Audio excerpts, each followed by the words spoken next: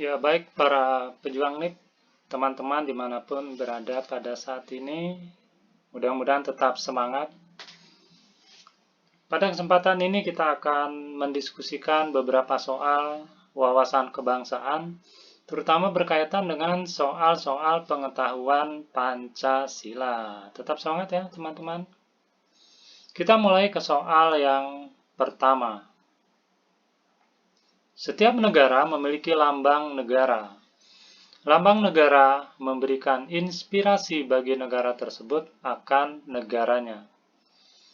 Lambang negara Garuda Pancasila berbentuk burung Garuda yang kepalanya menoleh ke kanan. Lambang Garuda Pancasila dirancang oleh panitia teknis yang diketuai oleh Sultan Hamid II. Panitia teknis tersebut diberi nama A. Panitia Lencana Negara, B. Panitia Perancang Lambang Negara, C. Panitia 9, D. Panitia Kehormatan Negara, atau D. Panitia Garuda. Ada yang tahu teman-teman? Apa nama panitia yang merancang lambang negara Garuda Pancasila? Ya, jawaban yang benar adalah A. Panitia Lencana Negara. Penjelasannya, Panitia Lencana Negara dibentuk di bawah koordinator Menteri Negara Jonder Portofolio Sultan Hamid II dengan susunan panitia teknis yaitu Muhammad Yamin sebagai ketua, Ki Hajar Dewantara, M.A. Pelupesi, Muhammad Nasir, dan R.M. Ngabehi Purbacaraka sebagai anggota. Panitia ini bertugas menyeleksi usulan rancangan lambang negara untuk dipilih dan diajukan kepada pemerintah. Terpilih 2 rancangan terbaik, yaitu karya Sultan Hamid II dan Muhammad Yamin. Kemudian yang terpilih adalah karya Sultan Hamid II dengan penyempurnaan di sana-sini. Karya Muhammad Yamin tidak diterima karena pada rancangan gambar burung Garudanya memuat cahaya semacam sinar matahari yang itu diduga atau dekat ya penggambarannya kepada Jepang, jadi malah tidak diterima oleh pemerintah pada saat itu. Kemudian lambang negara, konsep yang disampaikan oleh Sultan Hamid II ini disempurnakan dengan usul Soekarno dengan perubahan di sana-sini, sehingga kita mempunyai lambang negara seperti saat ini ya, dengan kepala menghadap ke kanan. Pada saat dirancang oleh Sultan Hamid II, kepala burung Garudanya dalam posisi gundul atau tidak ada bulu di sana. Baik teman-teman, lanjut ke soal yang kedua. Pancasila berasal dari bahasa Sanskerta yaitu panca yang berarti 5 dan sila yang berarti sendi atau dasar atau alas atau peraturan tingkah laku yang baik. Kata Pancasila diambil dari Kitab Negara Kertagama yang ditulis oleh Empu Prapanca pada masa Kerajaan Majapahit. Yang mengusulkan nama Pancasila adalah A. Muhammad Yamin, B. Soekarno, C. Muhammad Hatta, D. Supomo, atau E. Sultan Syahrir. Yang mana jawabannya teman-teman? Ya, saya yakin pasti banyak yang menjawab yang B ya, Soekarno. Padahal ternyata jawaban yang benar adalah A. Muhammad Yamin. Istilah Pancasila digunakan Insinyur Soekarno untuk memberi nama 5 dasar negara yang diusulkannya pada tanggal 1 Juni 1945 di depan sidang BPUPKI pertama. Ayo ada ingat, sidang BPUPKI pertama dilaksanakan kapan? Ya, 29 Mei sampai 1 Juni 45 di gedung Chusangi. Nah, awalnya Bung Karno memberi nama dalam ide dan gagasannya adalah Pancadharma. Soekarno menjadi tokoh yang memberi nama Pancasila atas usul Muhammad Yamin. Ya, yang mengusulkan adalah Muhammad Yamin.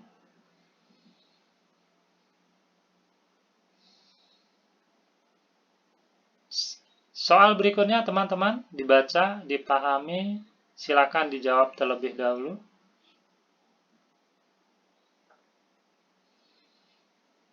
Konsep dasar negara Pancasila pertama kali terdapat dalam Piagam Jakarta pada tanggal 22 Juni 1945 yang dihasilkan oleh Panitia 9.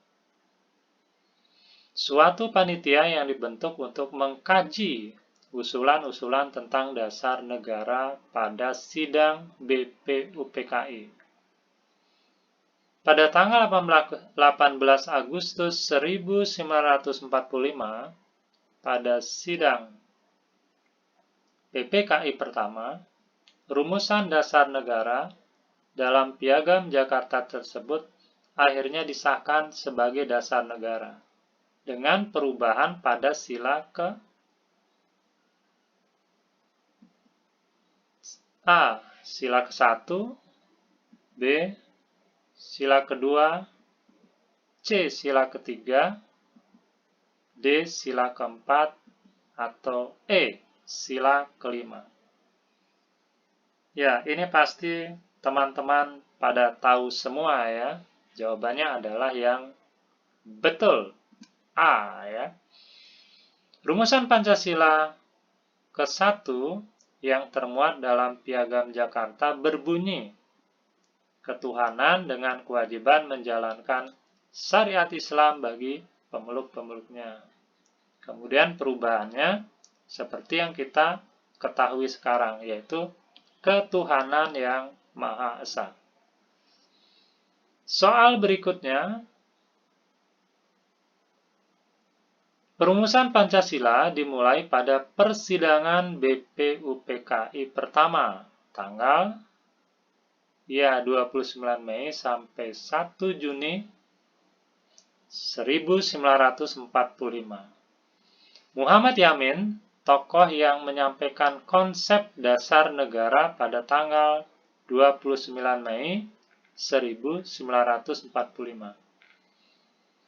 Setelah itu, Supomo, tanggal 31 Mei 1945.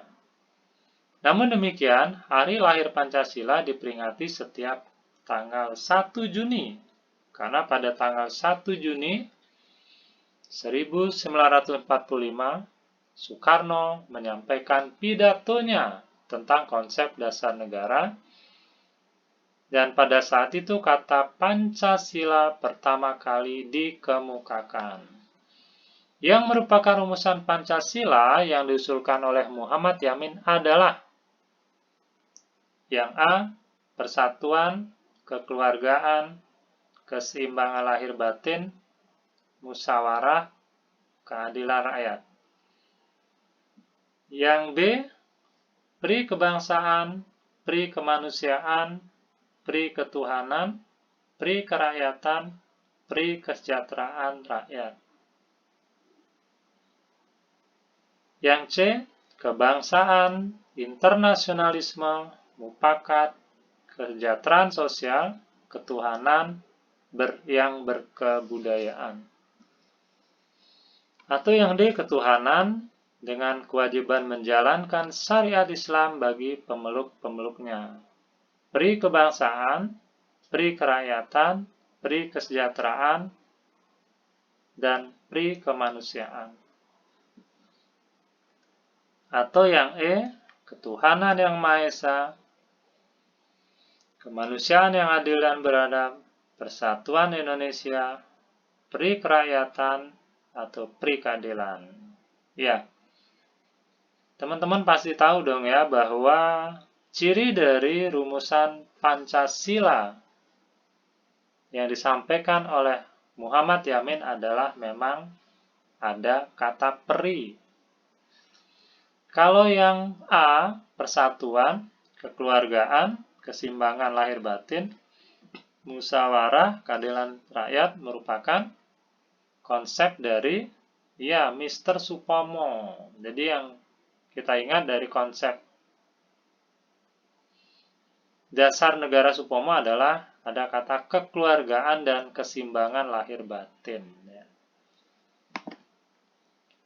Kalau rumusan dasar negara, ya ini saya ulangi ya, kalau Supomo adalah ada kata kekeluargaan dan keseimbangan lahir batin.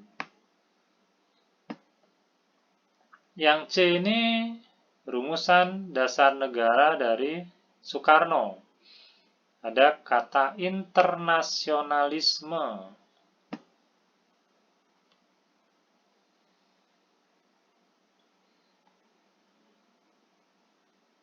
Yang D, ketuhanan dengan kewajiban menjalankan syariat Islam bagi pemeluk-pemeluknya. Ya, jelas ini bukan konsepnya Muhammad Yamin ya, karena kita ketahui ketuhanan dengan kewajiban menjalankan syariat Islam ini ada dalam Piagam Jakarta. Kemudian yang E, ketuhanan yang Maha Esa, ya, kemanusiaan ini juga tidak tepat ya, karena rumusan Pancasila dari Muhammad Yamin adalah, ya, ini yang khas ada kata peri,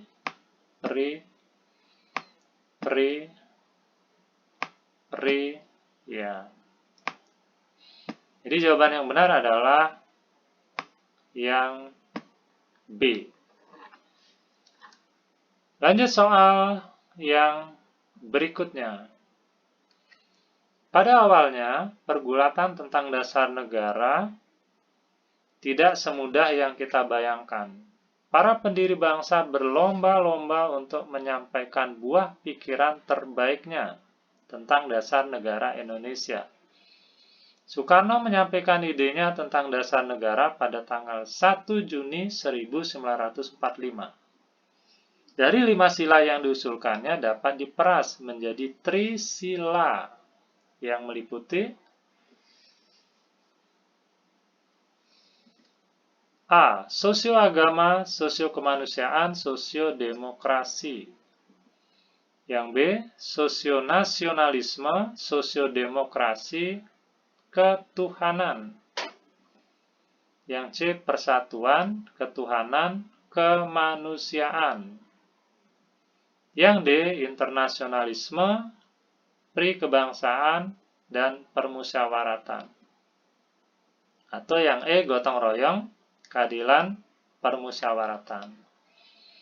Ya teman-teman, sebelum lanjut, sekali lagi bagi teman-teman yang belum subscribe channel ini, mohon dengan hormat agar kami lebih semangat ya untuk menghasilkan karya-karya video terbaik yang nantinya bisa membantu teman-teman untuk belajar, berjuang, untuk mewujudkan impiannya menjadi PNS, atau merebut salah satu kursi pendidikan kedinasan. Silakan subscribe, kemudian bunyikan lonceng notifikasinya agar nanti selalu mendapat video-video teranyar dari kami. Ya, jawaban yang benar adalah yang B. Jadi rumusannya adalah sosionasionalisme, kemudian sosiodemokrasi, dan ketuhanan. Jadi menurut konsep Bung Karno, jadi dari 5 sila bisa diperas menjadi trisila atau 3 sila, yaitu sosionasionalisme, sosiodemokrasi, dan ketuhanan. Kemudian bisa juga diperas menjadi gotong royong. Ya. Jadi sosionasionalisme, sosiodemokrasi, ketuhanan ini trisila atau bisa diperas menjadi gotong royong atau eka sila. Lanjut soal berikutnya. Piagam Jakarta menjadi salah satu puncak penting dalam upaya penyusunan dasar negara. Istilah Piagam Jakarta diusulkan oleh A. A.A. Maramis, B. Muhammad Yamin, C. Soekarno, D. Sugondo Joyo Puspito, atau E. Muhammad Yamin. Pasti terjawab dong soal ini ya. Iya, bagi teman-teman yang sudah berburu materi, saya yakin pasti soal ini terjawab. Kalau belum berarti indikasinya teman-teman harus lebih giat lagi untuk memaksimalkan pengetahuannya tentang materi-materi tes wawasan kebangsaan. Ya teman-teman, jadi untuk bisa menjawab soal-soal tes wawasan kebangsaan, tidak semata-mata hanya menghafal, tapi juga harus paham konsepnya secara mendalam. Karena soal-soal tes wawasan kebangsaan nantinya banyak analisis. Tapi tentu juga 1-2 soal yang sifatnya adalah pengetahuan berkaitan dengan peristiwa atau juga tokoh. Ya, jawaban yang benar adalah Muhammad Yamin. Penjelasannya, Panitia 9 merancang teks proklamasi yang kemudian dijadikan preambul atau pembukaan Undang-Undang Dasar 1945. Rancangan preambul yang dikenal sebagai Piagam Jakarta itu disetujui ya, bukan disetujuan ya, disetujui. Ini yang ngetik lagi ngantuk ini. Pada 22 Juni 1945. Nama Piagam Jakarta diusulkan oleh Muhammad Yamin. Kemudian Soekarno membacakannya pada 10 Juli 1945 pada sidang BPUPKI kedua. Yaitu tanggal berapa sidang BPUPKI kedua, teman-teman? 10 hingga 17 Juli 45. Sidang BPUPK pertama kapan? 29 Mei sampai 1 Juni 1945. Kemudian BPUPK memasuki masa reses atau istirahat. Jadi 1 Juni sampai 10 Juli itu masa reses. Dalam masa reses mereka membentuk beberapa kelompok tim kerja, salah satu atau panitia ya, salah satunya adalah panitia 9. Ya, jadi kalau kita lihat ternyata preambul ya atau pembukaan UUD 45 ini awalnya dirancang sebagai teks proklamasi ya. Ini agak menarik ya untuk kita ingat, yang kemudian justru menjadi preambul atau pembukaan Undang-Undang Dasar 45, yang dimana di sana termuat rumusan dasar negara atau Pancasila. Lanjut ke soal yang berikutnya. Pada akhirnya, kalimat dengan kewajiban menjalankan syariat Islam bagi pemeluk-pemeluknya yang tercantum dalam Piagam Jakarta dihilangkan, sehingga rumusan sila pertama Pancasila menjadi ketuhanan yang Maha Esa, merupakan usul dari A.A. Maramis dengan tujuan ya, jadi rumusan dasar negara sila pertama yang ada dalam Piagam Jakarta awalnya berbunyi ketuhanan dengan kewajiban menjalankan syariat Islam bagi pemeluk-pemeluknya. Kemudian atas usul A.A. Maramis berubah menjadi ketuhanan yang Maha Esa. Apakah tujuannya? Nah, kurang lebih begitu. Dengan tujuan apa? A. Agar sesuai dengan tujuan didirikannya negara merdeka. B. Agar kemerdekaan bisa dirasakan oleh pemeluk agama selain Islam dan disegerakan. C. Agar kemerdekaan bisa dilaksanakan dengan seksama. D. Mencegah campur tangan Jepang. E. Memberikan peluang terjadinya pembauran kebudayaan. Silakan dianalisis. Apakah A, B, C, D, atau E?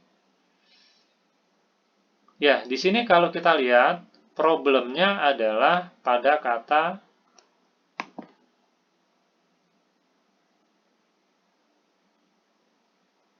menjalankan syariat Islam bagi pemeluk-pemeluknya. Ya. Maka, di sini persoalan yang muncul adalah bahwa tentunya masyarakat Indonesia kan tidak hanya beragama Islam.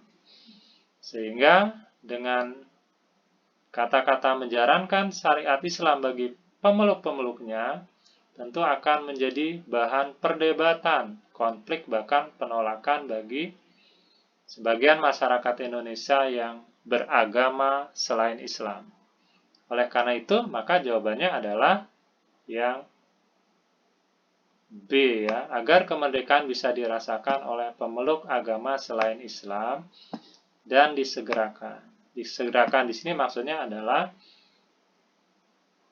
kemerdekaan bisa segera dilaksanakan tanpa perdebatan berkepanjangan.